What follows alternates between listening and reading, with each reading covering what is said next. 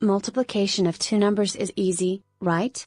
At primary school we learn how to do long multiplication like this. Methods similar to this go back thousands of years, at least to the ancient Sumerians and Egyptians.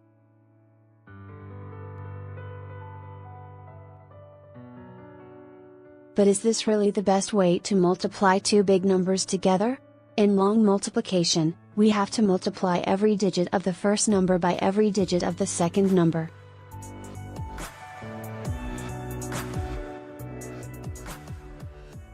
If the two numbers each have n digits, that's n squared, or nxn, multiplications altogether.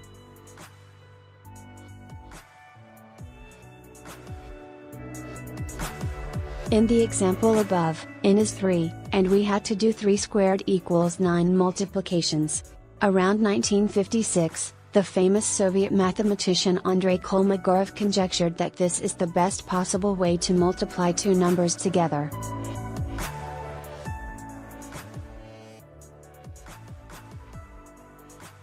In other words, no matter how you arrange your calculations, the amount of work you have to do will be proportional to at least n squared.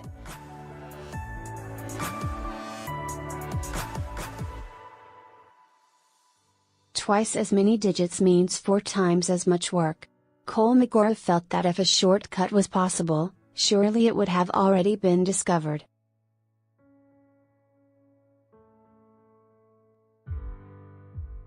After all, people have been multiplying numbers for thousands of years. This is a superb example of the logical fallacy known as the argument from ignorance.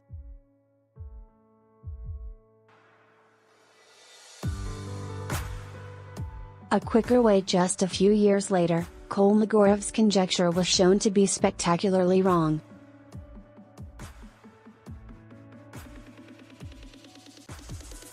In 1960, Anatoly Karatsuba, a 23-year-old mathematics student in Russia, discovered a sneaky algebraic trick that reduces the number of multiplications needed.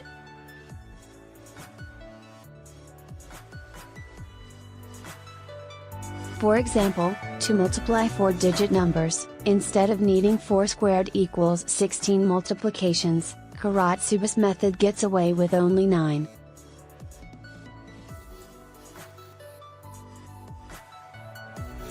When using his method, twice as many digits means only 3 times as much work. This stacks up to an impressive advantage as the numbers get bigger.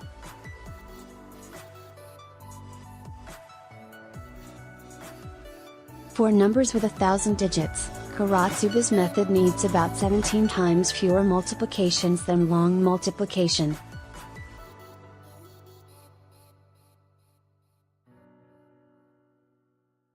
But why on earth would anyone want to multiply such big numbers together? In fact, there are a tremendous number of applications.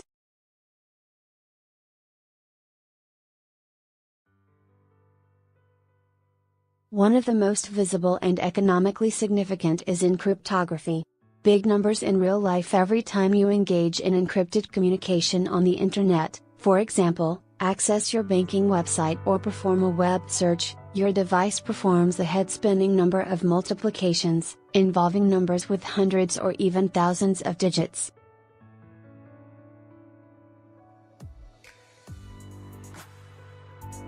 Very likely your device uses Karatsuba's trick for this arithmetic. This is all part of the amazing software ecosystem that keeps our web pages loading as snappily as possible.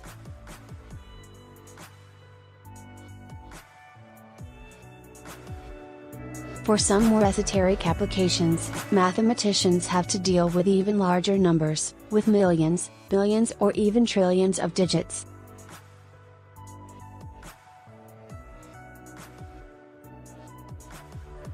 For such enormous numbers, even Karatsuba's algorithm is too slow. A real breakthrough came in 1971 with the work of the German mathematicians Arnold Schunich and Volker Strassen.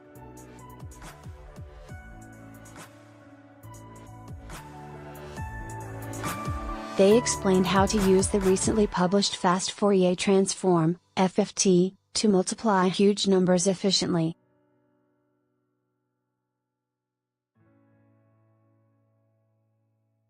Their method is routinely used by mathematicians today to handle numbers in the billions of digits.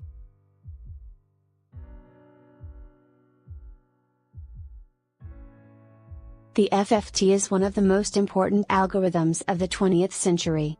One application familiar in daily life is digital audio.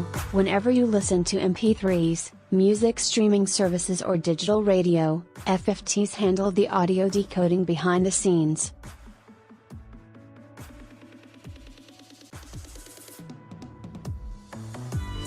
An even quicker way? In their 1971 paper, Sumerians and Egyptians also made a striking conjecture.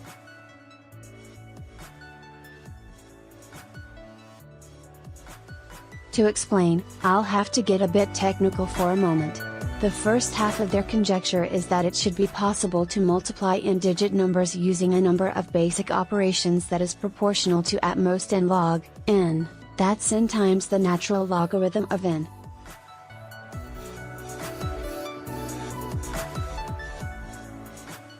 Their own algorithm did not quite reach this target. They were too slow by a factor of log n, the logarithm of n.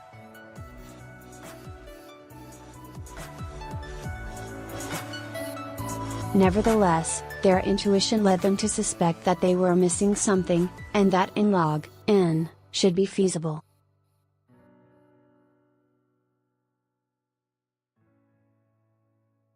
In the decades since 1971, a few researchers have found improvements to Sumerians and Egyptians' algorithm.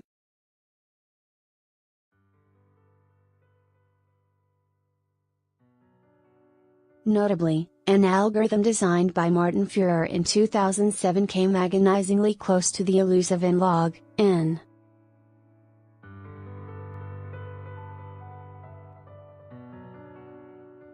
The second, and much more difficult, part of their conjecture is that n log n should be the fundamental speed limit, that no possible multiplication algorithm could do better than this.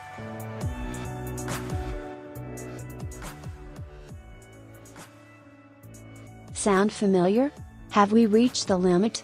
A few weeks ago, Joris van der Hoeven and I posted a research paper describing a new multiplication algorithm that finally reaches the n log n holy grail, thus settling the easy part of the Sumerians conjecture.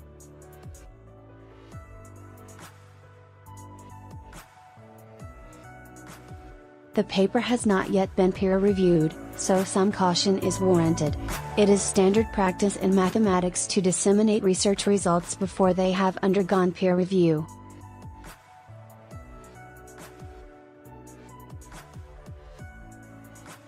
Instead of using one-dimensional FFTs, the staple of all work on this problem since 1971, our algorithm relies on multidimensional FFTs.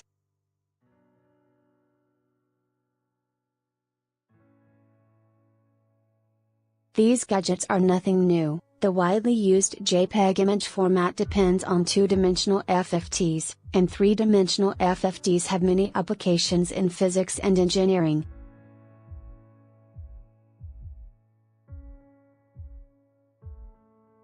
In our paper, we use FFTs with 1729 dimensions. This is tricky to visualize, but mathematically no more troublesome than the two-dimensional case.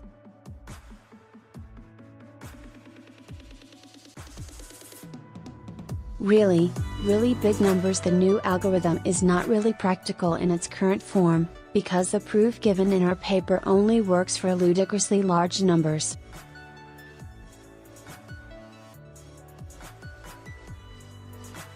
Even if each digit was written on a hydrogen atom, there would not be nearly enough room available in the observable universe to write them down.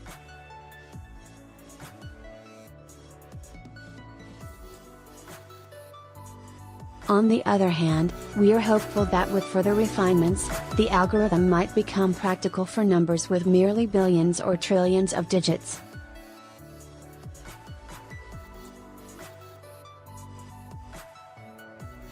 If so, it may well become an indispensable tool in the computational mathematician's arsenal.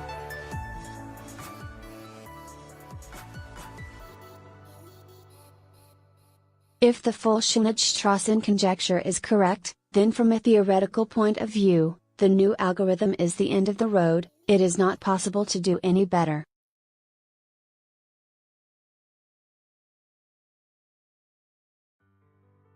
Personally, I would be very surprised if the conjecture turned out to be wrong. But we shouldn't forget what happened to Kolmogorov.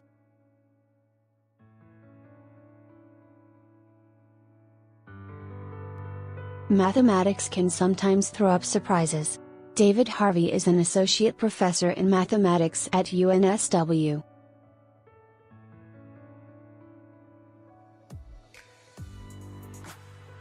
This article originally appeared on The Conversation.